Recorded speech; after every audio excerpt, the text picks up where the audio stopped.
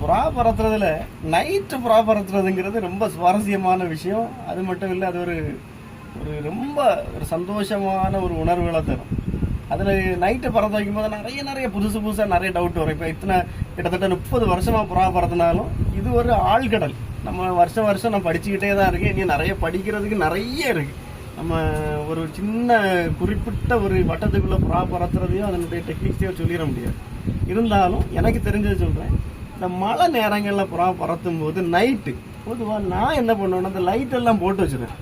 ஏன்னா மழையினுடைய தன்மை எப்படி இருக்குன்னு தெரியாது. ஒருவேளை அடமழை சுழல் காற்றெல்லாம் இருந்துச்சுன்னா புறாவால் முடியலைன்னா வீட்டில் உட்காந்துரட்டுங்கிற ஒரு மைண்ட் செட்டில் தான் நான் விடுவேன்.